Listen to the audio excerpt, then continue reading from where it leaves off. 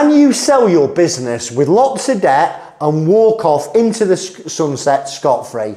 If your business is struggling, it might be HMRC arrears, bounce back loans, C-bills and supplier debts. You've probably searched on Google or YouTube for some insolvency advice. Now, you might now be getting targeted by firms offering you alternatives to insolvency. They're basically, top and bottom is they're promising to buy your company and all its debts, letting you walk away worry-free.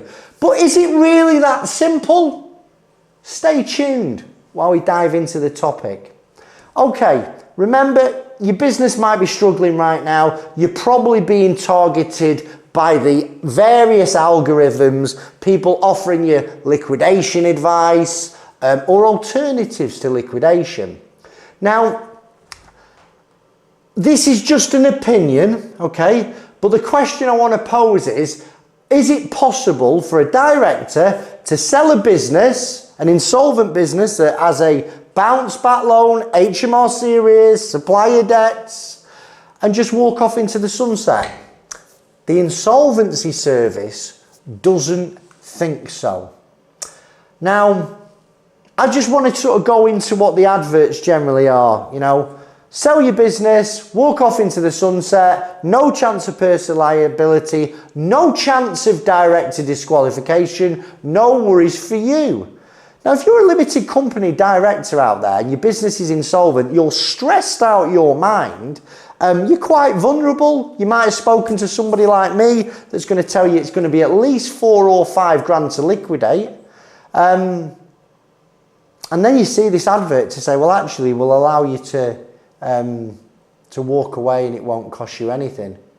Sounds great, doesn't it? Oh, wait there.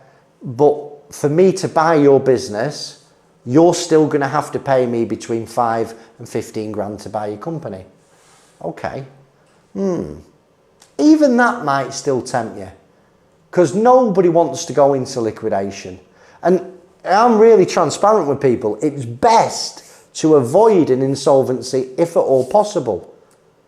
But the reality for you and many, many thousands of directors out there right now is insolvency is actually the best option for them, the director, the business, and the creditors of the business.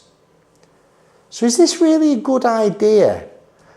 The insolvency service doesn't seem to think so, and they've actually wound up a company recently in the courts to stop them doing this.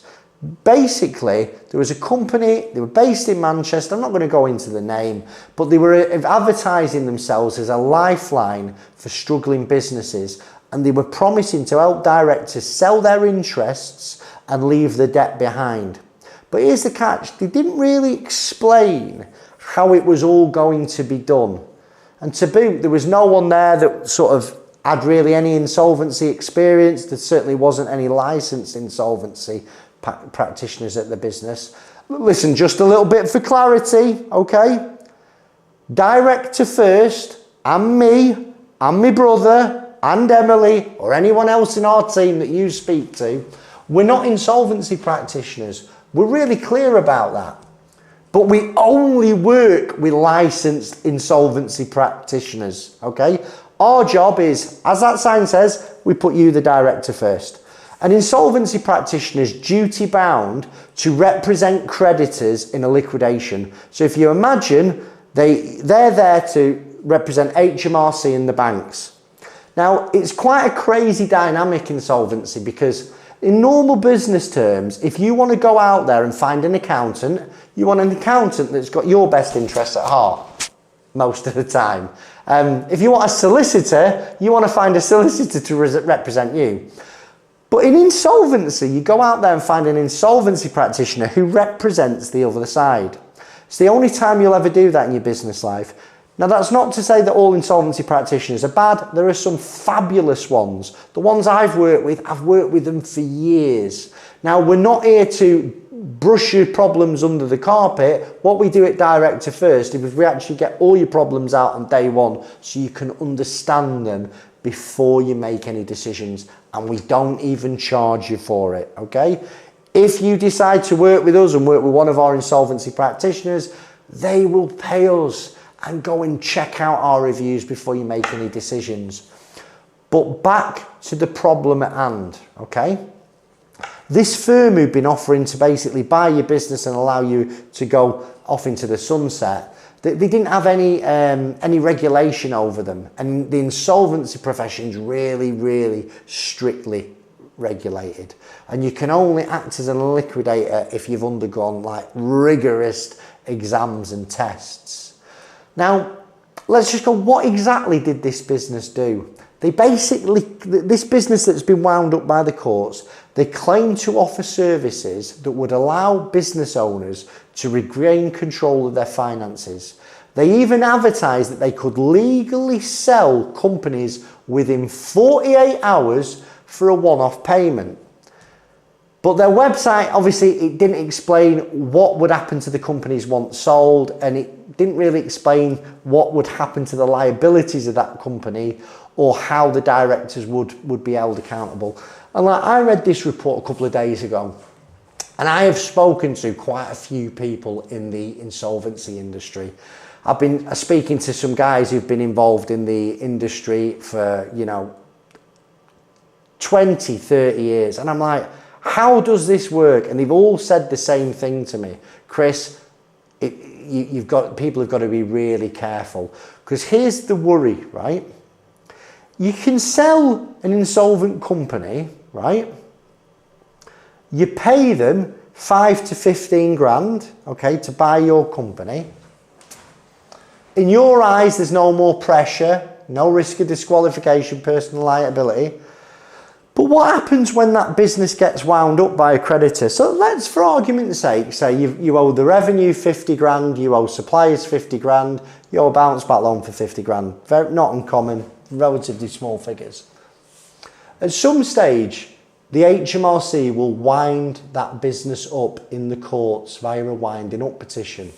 They will realise that they have not got any chance of getting their money, and they will petition to wind that company up.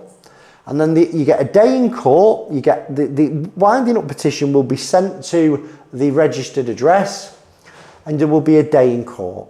And if the debts are not paid, by the time you get to court, you get wound up. Now the official receiver then investigates the conduct of the company, and they're going to investigate, they're going to look all the way back to when the director who racked up all the debts changed and sold the company. And they can still call that director in for questioning, and they could still disqualify that director, and they could still make that director personally liable if they think there's been any misconduct going on. But here's my opinion, right? It's just an opinion, like arseholes, everyone's got them. But the space between selling this company and getting wound up by the courts and getting investigated by the official receiver can be a long time, okay? So I think a lot of this is still to play out. But mark my words, you can sell your insolvent company, you could still be disqualified, you could still get something called a personal liability notice, especially if you've racked up a lot of arrears to HMRC and you've purposefully not paid HMRC. And a personal liability notice is generally used by the official receiver, and that's where they make the director personally liable for all or some of the business debts. It could end up in bankruptcy. Listen, it could end up in criminal convictions. I find it really interesting that the High Court wound up this business in like under 12 months. There are a lot of risks when you're dealing with these firms, right? You could be held personally liable for any misconduct, okay? Certainly anybody that's unlicensed, they might not be following proper procedures that could lead to further financial and legal implications. And, finally, you could end up paying large sums of money up front without guarantee of any successful outcome. My advice, if your business is struggling, is take advice today. You can take advice from me at Director First, but there are some great firms out there. What I would suggest that you do is you research it, check people's reviews, and pick the phone up.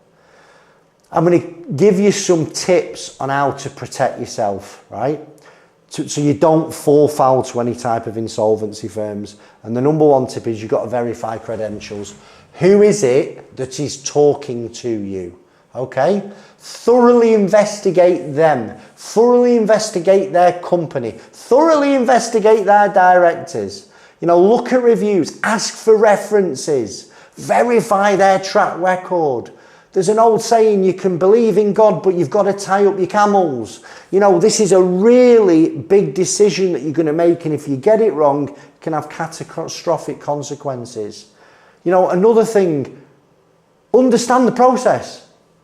I say to people, I say, listen, I do not want you to start this until you are comfortable and confident and you understand what's going to happen.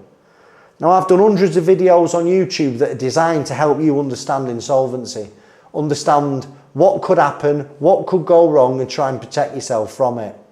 But unless somebody can give you a good explanation and process of what will happen when you part with some money, do not go forward. And guess what? You know what? If it sounds too good to be true, it generally is. Another thing I want you to be aware of is avoid paying anyone up front. I will not ask you for any dough up front. I will do a hell of a lot of money before I ask I will do a hell of a lot of work before I ask for some money off you. I'll help you understand your situation, understand your options. Make sure I've done a lot of pre-appointment work, understanding directors' loans, personal liability. I'll put it all in a proposal to you and you can make a decision. Be wary of people who want large sums of money up front. Legitimate firms usually take a bit of time, might take a few days to get you through the anti-money laundering before they can start asking for money. So be careful, right? So, in conclusion, dealing in insolvency, going through insolvency is stressful. You know, I say to people, be prepared, you're going to be overwhelmed, you're going to be stressed, you're going to have some sleepless nights over these next few weeks. But don't make it worse by engaging with a firm who you don't know, they've just sprung up last year and they've got no reviews and you know, you can't take a punt on this. You've got to be careful. Measure twice, cut once. Now, let me have a look. Pretty much it for today's video. You know, if you found it useful, or you didn't find it useful, let us know. Subscribe, like to the channel, and if you're struggling, pick the phone up. Chris Worden, Director First. God bless.